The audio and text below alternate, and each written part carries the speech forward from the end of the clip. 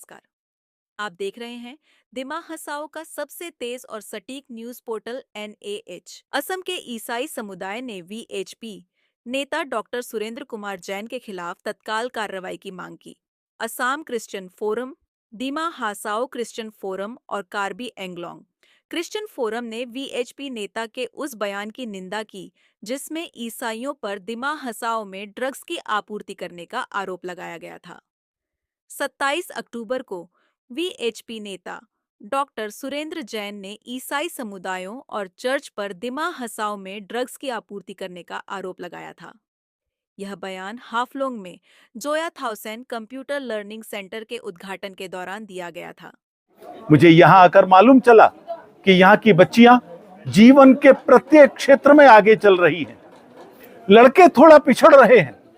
नशे का एक बहुत बड़ा कारण ये बन रहा है। विश्व हिंदू परिषद जैसे सामाजिक संगठन इस नशे को एक चुनौती के रूप में ले रहे हैं, जो यहाँ की संस्कृति, यहाँ की सभ्यता, इसको नष्ट करने पर तुला है और यहाँ की युवा पीढ़ी को खोखला कर रहा है। हम यहाँ की सरकार के साथ मिलकर इस नशे के विरोध में एक बड़ा आंदोलन चलाएंगे और पूर्वोत्तर को नशा मुक्त कर सकें, इसका प्रयास हम लोग कर सकेंगे। ये नशे का कारोबार कहां से हो रहा है? आज ध्यान में आया कि नशे का कारोबार बहुत बड़ी मात्रा में चर्च की ओर से भी होता है।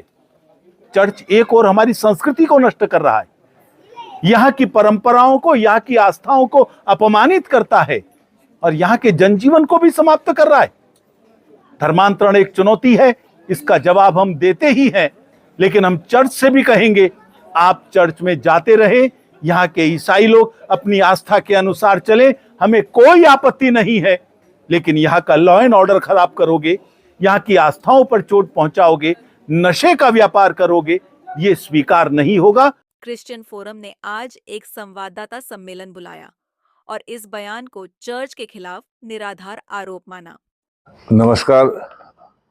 आज हमारे यहाँ United Christian forum of Dima Hasao, united Christian forum of Karbi Anglong, Assam Christian forum और मेघालय से कुछ दोस्तों यहाँ पे आज हमें आमंत्रित किया गया था।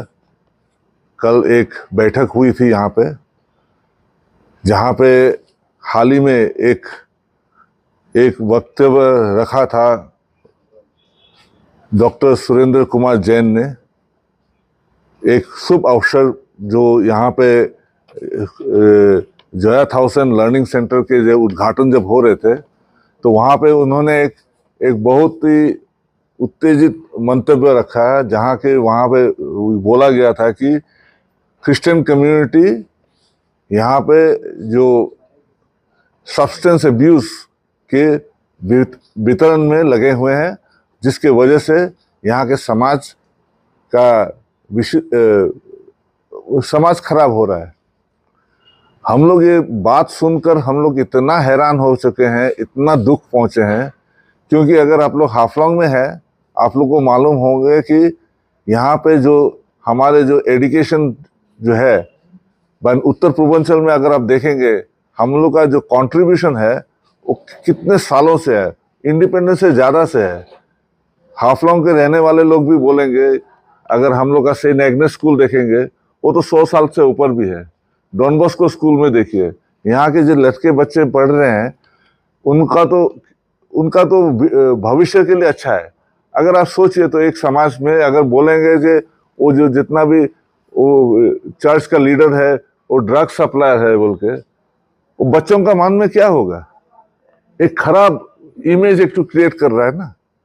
और हमारे यहाँ पे आसाम में बोलो या दिमा हसाओ में बोलो या हाफलोंग में बोलो, हम लोग तो प्रेम से रहने के लिए हम लोग कई सदियों से एक ही साथ रह रहे हैं।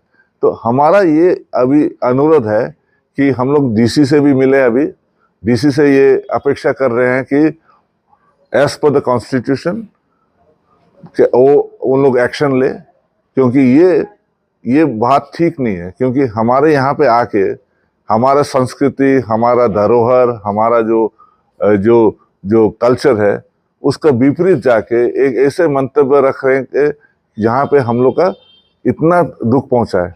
और नॉर्थ ईस्ट में अगर आप लोग बार बार हम ये दोहरा रहे हैं, आज असम सरकार आसामीज लैंग्वेज का सेलिब्रेशन कर रहा है, कल से शुरू हुआ था।